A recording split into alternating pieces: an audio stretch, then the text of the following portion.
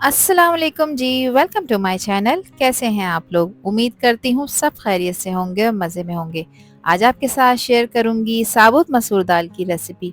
और ये वो दाल है जो कि बहुत ही लजीज बनकर तैयार होती है। ये दाल ऐसी है कि जो ना सिर्फ टेस्ट में बहुत लाजवाब है, बल्कि हमारी सेहत के लिए भी बहुत ज़्यादा फायदेमंद है।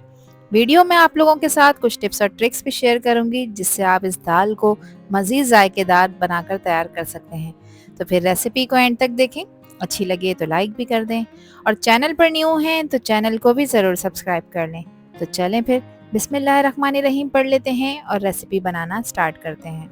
तो बहुत ही शानदार सी ये दाल बनाने के लिए यहाँ पर मैंने 500 ग्राम यानी आधा किलो ली है मसूर की दाल, जिसको मलका मसूर की दाल भी कहा जाता है। दाल को अच्छी तरह से वॉश कर लेंगे। अब यहाँ पर इसमें ऐड करने के लिए 2 मीडियम साइज के टमाटर लिए हैं।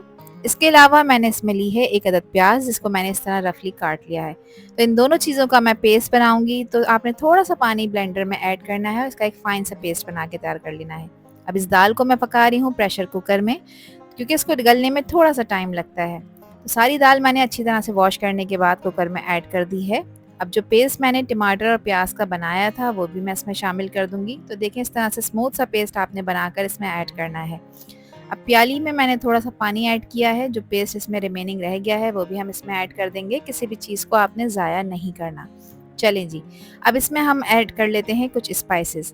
तो सबसे पहले मैं इसमें ऐड कर रही हूँ 2 tablespoon red chilli powder. आप लोग इसकी क्वांटिटी अपने टेस्ट के हिसाब से भी ऐड कर सकते हैं, कम या ज़्यादा जितनी आपको पसंद हो। मैंने 2 टेबल स्पून ऐड किया है। इसके कलर को अच्छा करने के लिए इसमें ऐड करूंगी मैं सिर्फ क्वार्टर टी स्पून हल्दी पाउडर। इससे ज़्यादा आपने ऐड नहीं करना। इसके अलावा इसमें शामिल करूंगी मैं 1 टीस्पून पिसा हुआ धनिया।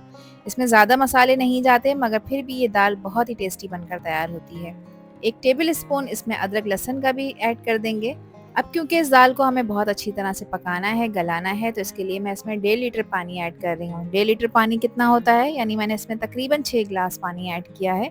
मेरे प्रेशर कुकर का साइज़ भी बड़ा है, तो आराम से इस पानी में ये दाल पककर तैयार हो जाएगी। सो कवर करेंगे और विसल स्टार्ट होने के बाद हम इसे कम से कम 12 से 15 मिनट गलाएंगे। दाल के ऊपर भी डिपेंड करता है कि कितनी देर में गल के तैयार हो। दाल को 15 मिनट पकाने के बाद मैंने प्रेशर रिलीज कर दिया था। अब इसका कवर हटाएंगे और देख लेंगे कि क्या कंडीशन है। तो माशाल्लाह से देखें, दाल तो यहाँ पे बहुत अच्छी तरह से गल चुकी है, और प्रॉपर आप इसकी कंसिस्टेंसी भी चेक करें कितनी अच्छी आई है। मगर ये मुझे थोड़ी सी गाढ़ी लग रही है। ठीक है, और आपने एक चीज़ नोट करी कि मैंने इसमें नमक भी ऐड नहीं किया। क्यों नहीं ऐड किया? देखें, दाल में नमक जब हम पहले ऐड कर देते हैं तो दाल को गलने में प्रॉब्लम होती है। तो इसलिए अब इस स्टेज पे मैं इसमें 1 टेबल स्पून नमक ऐड करूंगी और आधा ग्लास पानी ऐड करूंगी, क्योंकि अब हमें इसको मज़ीद 4 से 5 मिनट तक ऐसे ही पकाना है। तो अब इसका कवर नहीं लगाएंगे, मीडियम फ्लेम पे हम इसको 4 से 5 मिनट तक पकाएंगे, जिससे इस दाल में एक लेस पैदा होगा और दाल बहुत ही ज़बरदस्त बनकर तैयार होगी। 2 अदद बड़े साइज़ की हरी मिर्चें थी, जिसको मैंने बारीक चॉप कर लिया था, ये हम इसमें ऐड कर देंगे, जो कि इसकी खुशबू और जायका और भी ज़्यादा इन्हेंस कर देंगी। बस अब 4 से 5 मिनट तक आपने इस दाल को मीडियम फ्लेम पे पकाना है। और इसमें ऐड कर रही हूँ मैं 5 से 6 दाने इमली के।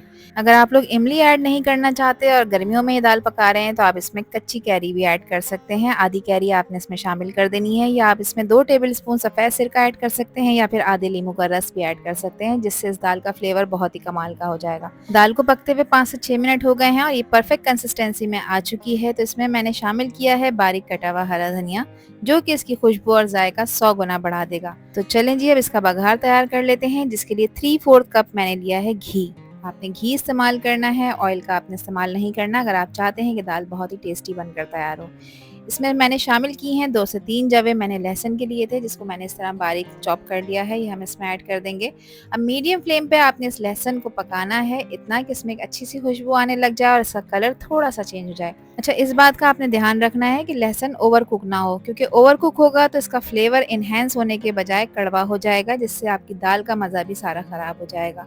देखिए, थोड़ा सा कलर इसने अपना चेंज कर लिया है। इस स्टेज पे मैं इसमें 6 अदद साबित लाल मिर्चें ऐड कर रही हूँ।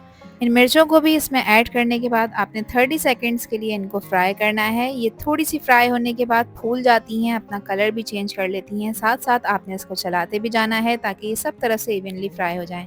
अब देखें, लहसुन ने अपना कलर चेंज कर लिया है। इस स्टेज पे मैं 1 टीस्पून इसमें सफ़ेद ज़ीरा ऐड करूंगी। ज़ीरे को थोड़ा सा क्रैकल कर लेंगे, थोड़ा कड़कड़ा लेंगे। तो बस अब इस ज़बरदस्त और खुशबूदार से बघार को हम शामिल करेंगे अपनी गर्मा गर्म दाल में, जिससे इस दाल का फ्लेवर सुपर से भी ऊपर हो जाएगा। तो लीजिए जनाब, तैयार है बहुत ही कम टाइम में बहुत ही आसानी के साथ हमारी शानदार किस्म की मलका मसूर की दाल, जिसको आप सर्व कर सकते हैं ज़ीरा राइस के साथ, रोटी के साथ, पराठे के साथ। ये आप लोगों की अपनी चॉइस है। ये दाल इतनी टेस्टी बनकर तैयार हुई है। देखें, सारे स्पाइसेस जो हमने इसमें ऐड किए थे वो अच्छी तरह से इसमें घुल मिल गए हैं। और आप ज़रा दाल की कंसिस्टेंसी चेक करें और इसकी लुक चेक करें, कितनी शानदार सी तैयार हुई है।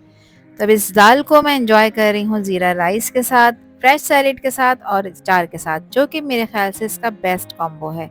ये दाल इतनी टेस्टी और इतनी परफेक्ट बनकर तैयार हुई है, बहुत अच्छी तरह से गल चुकी है। आप इसकी लुक चेक करें। मैं उम्मीद करती हूँ कि ये रेसिपी और वीडियो आप लोगों को पसंद आई होगी। पसंद आई हो तो कमेंट सेक्शन में अपना प्यारा सा फीडबैक मुझे लाजमी शेयर करिएगा। और जब भी ये रेसिपी ट्राई करें तो मुझे ज़रूर बताइएगा कि आपकी रेसिपी कैसी बनी।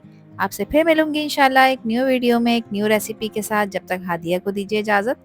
अपना बहुत सारा ख्याल रखिएगा, अपनों का भी ख्याल रखिएगा और मुझे भी अपनी प्यारी दुआओं में याद रखिएगा। अल्लाह हाफिज़, अल्लाह निगहबान।